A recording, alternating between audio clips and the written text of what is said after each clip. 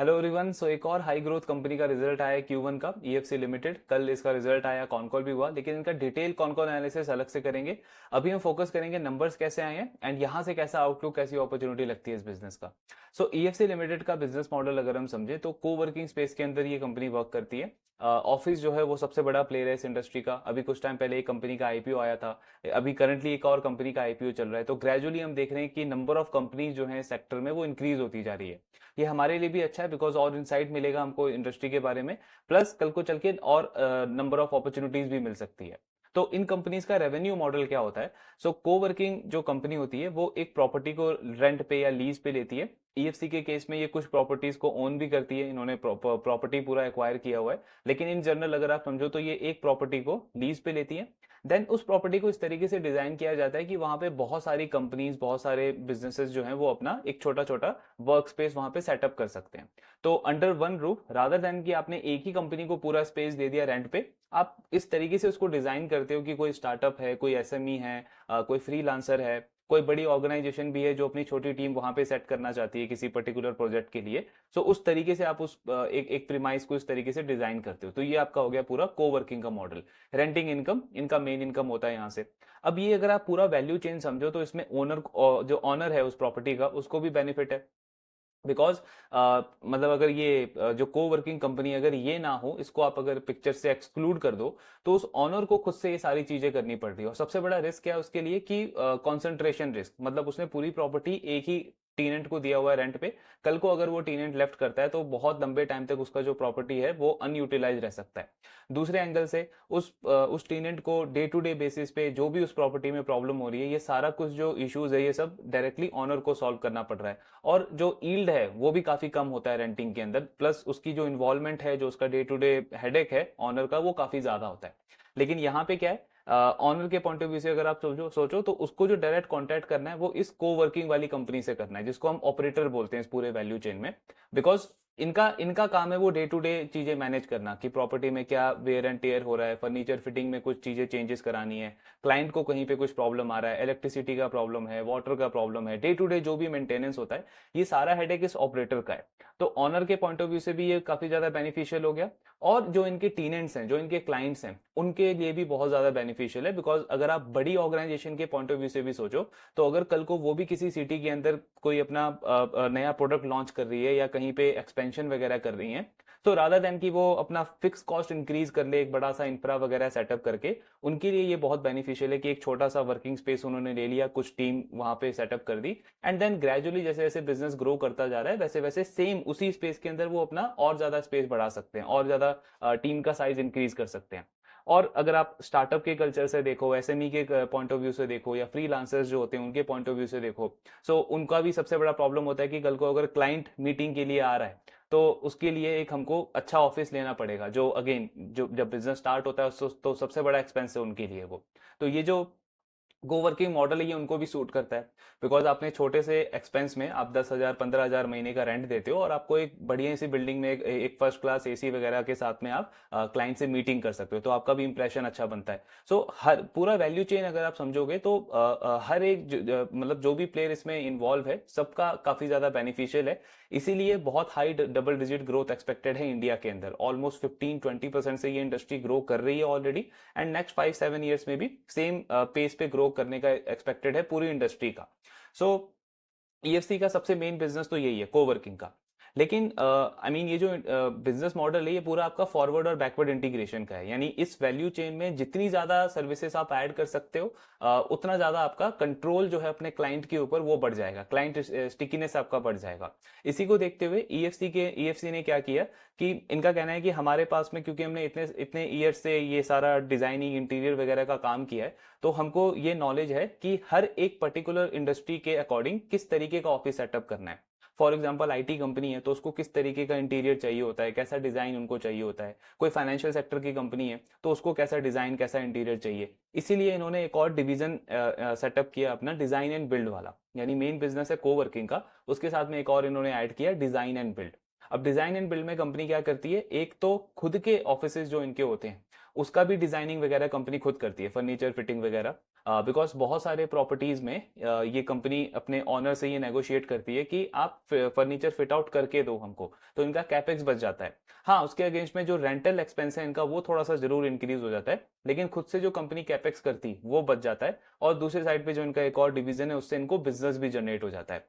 और design and build में company third party के लिए भी करती है, यानी फॉर एग्जांपल इनके जो क्लाइंट्स वगैरह हैं, कल को कोई इनका क्लाइंट जिसका बिजनेस ग्रो कर गया है, अब उसको खुद का ऑफिस सेटअप करना है उसी सिटी में बड़ा सा, तो वहां पे भी ये कंपनी उनको हेल्प करती है कि पूरा इंटीरियर वगैरह उनको सेटअप करके दे सकती है। प्लस और भी अगर आप देखोगे इंडस्ट्री में बहुत बहुत बड़ी बड़ी कंपनीज हैं, जैसे टीसीएस है, कोफोर्ज है, उनके लिए भी इन्होंने ये डिजाइन एंड बिल्ड वगैरह का काम किया हुआ है, तो अच्छे कॉन्ट्रैक्ट्स इनको आते हैं। तीसरा इन्होंने एक और डिवीजन सेटअप किया था लास्ट ईयर, ये स्टार्ट किया इन्होंने फर्नीचर मैन्युफैक्चरिंग का। अब ये थोड़ा सा ऑड लगता है बिकॉज सर्विस ओरिएंटेड से सीधे फर्नीचर मैन्युफैक्चरिंग के अंदर कंपनी चली गई, लेकिन इनके मैनेजमेंट का कहना है कि ये हमको बहुत अच्छा कंट्रोल देता है प्राइसिंग के ऊपर, मार्जिन के ऊपर, क्योंकि बाकी दोनों बिजनेसेस अगर आप देखोगे तो यहाँ पे जो पूरा कंट्रोल है, जैसे अगर हम को वर्किंग की बात करें तो जो ऑनर है वो प्रॉपर्टी उसकी है। अगर आप डिजाइन एंड बिल्ड वगैरह में देखोगे तो वहां पे प्राइसिंग और मार्जिन आपका डिपेंड कर जाता है कि कॉन्ट्रैक्ट का साइज कितना है, मतलब किस तरीके का आपको इंटीरियर डिजाइन करना है। अगर नॉर्मल ऑफिस है तो उसमें आपका ज्यादा मार्जिन नहीं बनता है, लेकिन अगर कोई लैब वगैरह सेटअप करके दे रहे हो आप क्लाइंट को, तब आपका मार्जिन ज्यादा बनता है, तो वहां पे आपका इतना अच्छा कंट्रोल नहीं है। और दोनों बिजनेसेस में कांस्टेंट रिक्वायरमेंट होती है आपकी फर्नीचर्स वगैरह की, बिकॉज को वर्किंग है, उसमें आपने एक क्लाइंट को उसके नीड के अकॉर्डिंग सेटअप करके दिया कि ठीक है आपको इस तरीके का स्पेस चाहिए, आपने डिजाइन करके दे दिया फर्नीचर वगैरह। अगले साल अगर वो क्लाइंट छोड़ के जाता है, कोई दूसरा क्लाइंट आता है, तो आपको उसके अकॉर्डिंग डिजाइन चेंज करना पड़ेगा। या फिर सेम क्लाइंट अगर उसका टीम का साइज इंक्रीज हो जाता है तो वहां पे भी आपको चेंजेस करने पड़ते हैं। तो फर्नीचर का एक्सपेंस जो है वो इनके बिजनेस में कंटिन्यू होता है, चाहे कोवर्किंग हो या डिजाइन एंड बिल्ड हो। इसीलिए कंपनी ने फर्नीचर मैन्युफैक्चरिंग का डिवीजन स्टार्ट किया, बिकॉज इनका कहना है कि रादर देन कि हम वो जो बीच का मार्जिन है वो सप्लायर को, वेंडर को दें, वो मार्जिन हम खुद गेन करना चाहते हैं और हमारे पे पास में कंट्रोल भी अच्छा आ जाएगा। तो इसलिए इन्होंने फर्नीचर ये वाला डिवीजन स्टार्ट किया। रेवेन्यू मिक्स हालांकि अगर आप अभी भी देखोगे तो मोर देन 55-60% जो रेवेन्यू है वो को वर्किंग से आता है, बाकी का 30-35% रेवेन्यू कंपनी का ये डिजाइन एंड बिल्ड से आता है। फर्नीचर अभी एक दो क्वार्टर हुए स्टार्ट हुए, तो 3 से 5% का कंट्रीब्यूशन इनका फर्नीचर वाले बिजनेस से आता है। सो ये पूरा बिजनेस मॉडल है ईएफसी लिमिटेड का। अब सबसे पहले एक्सपेक्टेशन सेट करते हैं कि हमारा एक्सपेक्टेशन क्या था इनके Q1 के रिजल्ट से। सो इस कंपनी को हमने लास्ट ईयर ट्रैक करना स्टार्ट किया था, बिकॉज इनका ग्रोथ का गाइडेंस बहुत बहुत अग्रेसिव था।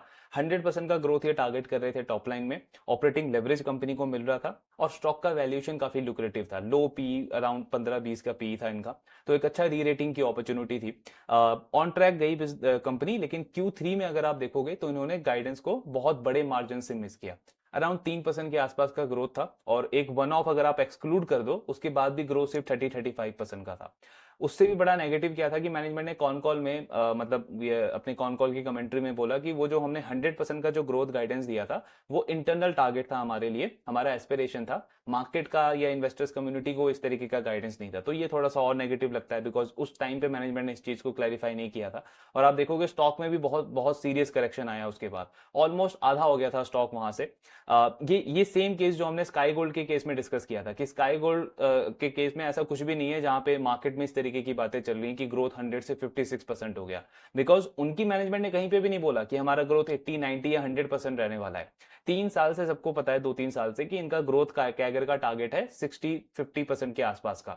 अब बीच में बिजनेस 80-90-100% पे ग्रो करने लगा था, बिकॉज उन्होंने कुछ एक्विजिशंस करे थे, तो एक सडन रेवेन्यू बम्प वहां पे आया था उनके उनके बिजनेस के अंदर। और अगर मैं वहां पे ये एक्सपेक्ट करने लग गया कि बिजनेस का ग्रोथ 100% ही रहेगा, तो वो मेरा इंडिविजुअल मिस्टेक है, इसमें मैनेजमेंट का कोई प्रॉब्लम नहीं है, बिकॉज मैनेजमेंट ने तो हमेशा हमेशा से क्लियर किया मार्केट को कि हमारा ग्रोथ का अगर क्या रहने वाला है। लेकिन ईएफसी का केस अगर आप देखो तो ये बिल्कुल अपोजिट है। इस केस में ये बिल्कुल नेगेटिव होता है बिजनेस के लिए, और मुझे वहां पे ऑफ कोर्स कॉशियस होना है, या तो मुझे देखना है वहां पे कि प्रॉब्लम कितनी बड़ी है बिजनेस के साथ में, क्योंकि मैनेजमेंट ने कमिट किया उसके बाद अंडर परफॉर्म किया। लेकिन उसके बाद अगर आप Q4 में देखोगे तो इन्होंने अपने गाइडेंस को आउट परफॉर्म कर दिया, बिकॉज Q3 में फिर इन्होंने 50% के आसपास का ग्रोथ गाइडेंस दिया था। लास्ट क्वार्टर अगर आप देखोगे तो मोर देन 100% का ग्रोथ था कंपनी का, तो वहां से चीजें और अच्छी होनी स्टार्ट हुई बिजनेस के साथ में। स्टॉक भी अगर आप देखोगे तो ऑलमोस्ट डबल हो गया अपने लो से। देन अभी इन्होंने FY26 के लिए कोई एग्जैक्ट गाइडेंस नहीं दिया है, जो इन्होंने कुछ थोड़ा बहुत हिंट दिया था कि क्या नंबर ऑफ ऑर्डर है, क्या सीट एडिशन है, उसके बेसिस पे हमने एक बेसिक आइडिया लिया था कि कंपनी अराउंड 40 से 45% के रेट से आराम से ग्रो कर सकती है FY26 के अंदर। तो सबसे पहले इनका Q1 का रिजल्ट देखते हैं कि एग्जैक्ट नंबर्स इन्होंने कैसे रिपोर्ट करे हैं। अगर आप इनका Q1 का नंबर देखोगे तो टॉप लाइन कंपनी का डबल हो गया, फिर से मोर देन डबल हो गया, 115% की ग्रोथ है। कंसेक्यूटिव सेकंड ऐसा क्वार्टर है कंपनी के लिए जहां पे इस तरीके की ग्रोथ देखने को मिली है। इबिट्टा मार्जिन कंपनी के इंप्रूव हुए हैं YoY लेवल पे, 120% की ग्रोथ है इबिट्टा में। और पैट ऑलमोस्ट 3x हो गया कंपनी का। 16 करोड़ का प्रॉफिट था लास्ट ईयर Q1 में, इस बार 47 करोड़ का प्रॉफिट इन्होंने रिपोर्ट किया है। टैक्स एक्सपेंस थोड़ा सा ज्यादा है इसलिए 3x नहीं हुआ, अदरवाइज अगर आप पीबीटी देखोगे तो वो तो 3x हो चुका है कंपनी का YoY लेवल पे। तो बहुत सॉलिड क्वार्टर इन्होंने रिपोर्ट कराया फिर से। रेवेन्यू मिक्स अगर हम देखें तो अभी भी 56% रेवेन्यू कंपनी का कोवर्किंग से आता है। डिजाइन एंड बिल्ड 39% कंट्रीब्यूट कर रहा है। फर्नीचर धीरे धीरे पिकअप कर रहा है, 6% का कंट्रीब्यूशन है।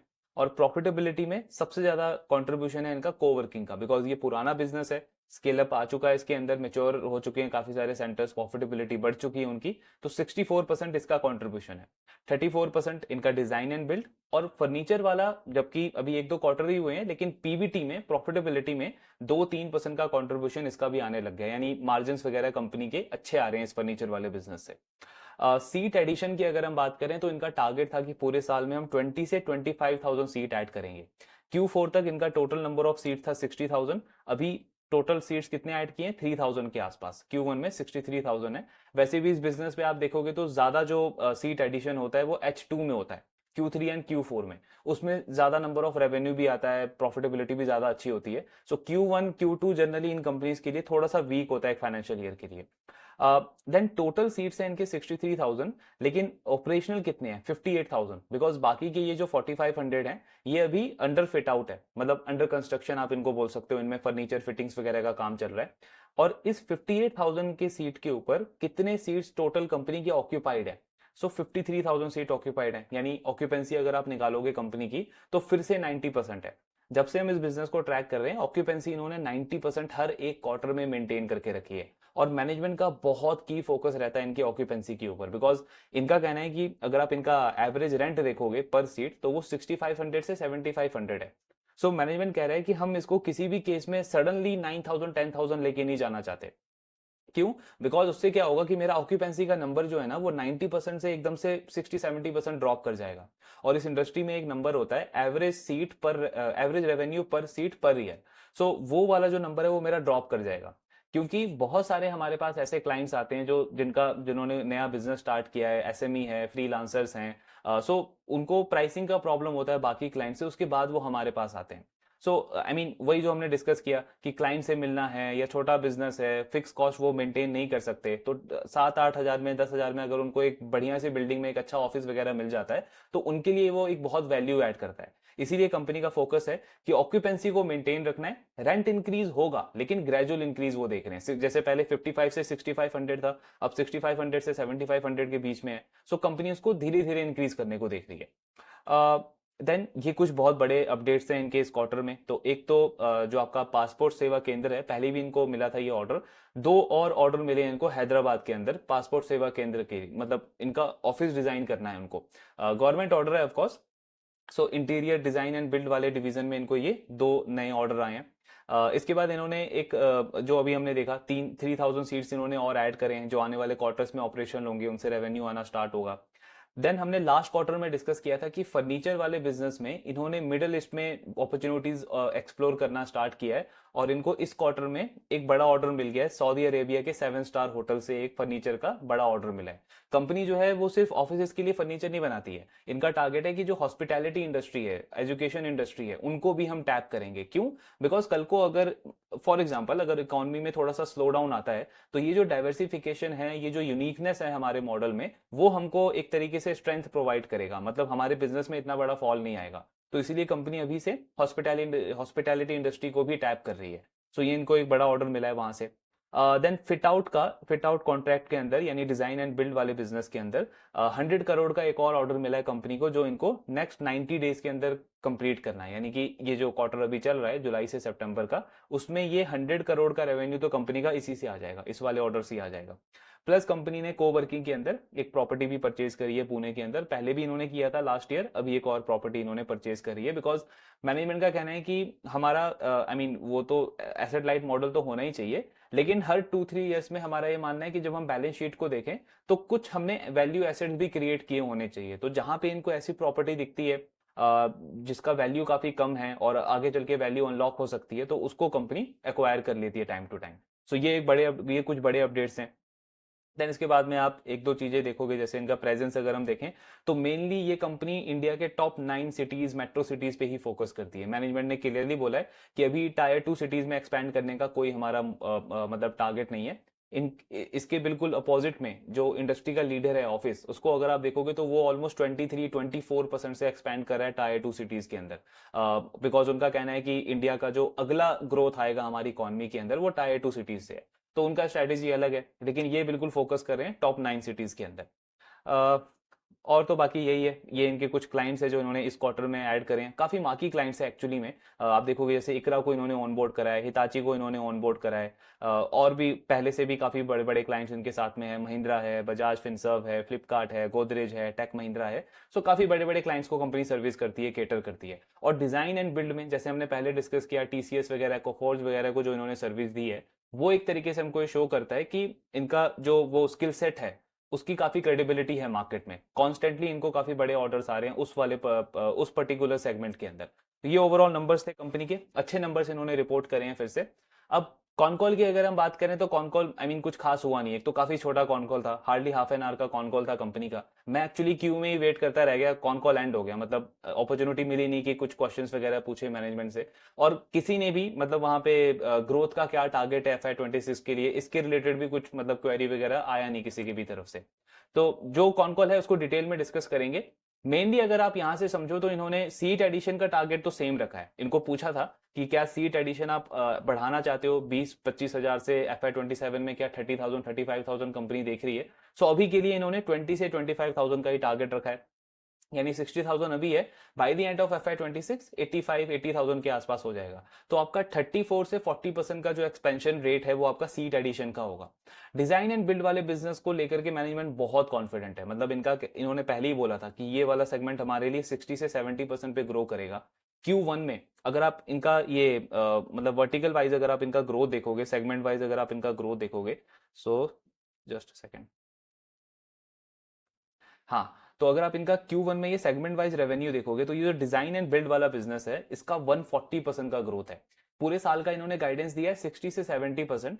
इस Q1 में इसने 140% का ग्रोथ कर दिया है। ऑफ कोर्स कोवर्किंग का भी ग्रोथ अच्छा है 83%। ऑफिस जो है इनका सबसे बड़ा कॉम्पिटिटर, उससे तो बहुत हाई पेस पे कंपनी ग्रो कर रही है।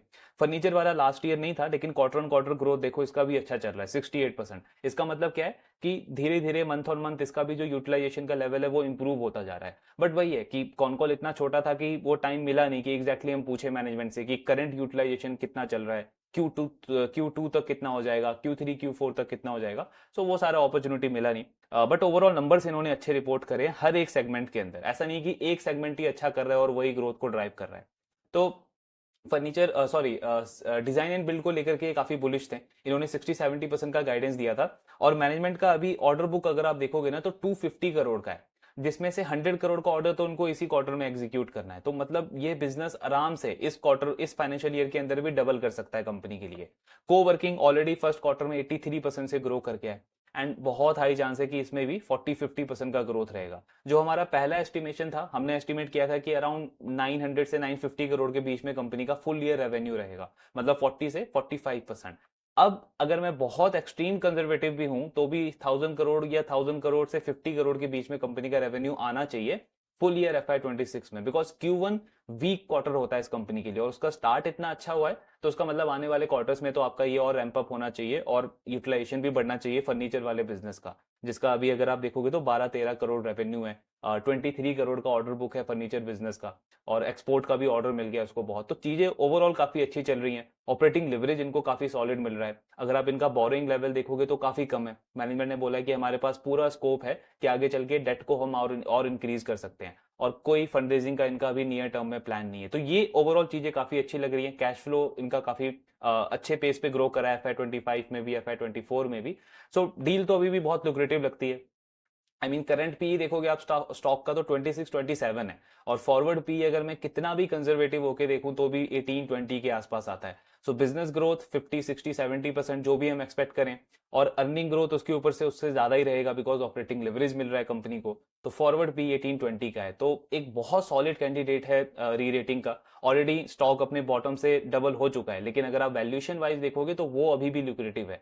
जो डबल हुआ था वो इसलिए हुआ था बिकॉज तब मैनेजमेंट ने गाइडेंस को बहुत ज्यादा अंडर परफॉर्म किया था, और देन सडनली गाइडेंस को इन्होंने आउट परफॉर्म किया। तो मार्केट इसी के बेसिस पे रिएक्ट करता है, जो हमने स्काई गोल्ड के केस में भी डिस्कस किया था कि जो अनसर्टेनिटी होती है ना, उससे डर लगता है मार्केट को, उसके बेसिस पे वो रिएक्ट करता है। तो आपने एकदम से इतना बड़ा झटका दिया, 100% का 3% ग्रोथ दिखाया, तो मार्केट ने पनिश किया। देन 50% को आपने 120% का ग्रोथ दिखाया, तो मार्केट ने आपको रिवॉर्ड किया। और अभी अच्छी चीज ये है कि जो हमने लास्ट क्वार्टर में डिस्कस किया था कि कंसिस्टेंसी आनी चाहिए। सो इस क्वार्टर में कंपनी ने उस कंसिस्टेंसी को मेंटेन रखा है, तो वो चीज काफी अच्छी है। बाकी इनका डिटेल में कौन कौन एनालिसिस करेंगे, आपके जो डाउट्स हैं शेयर करते रहिए। Thank you very much.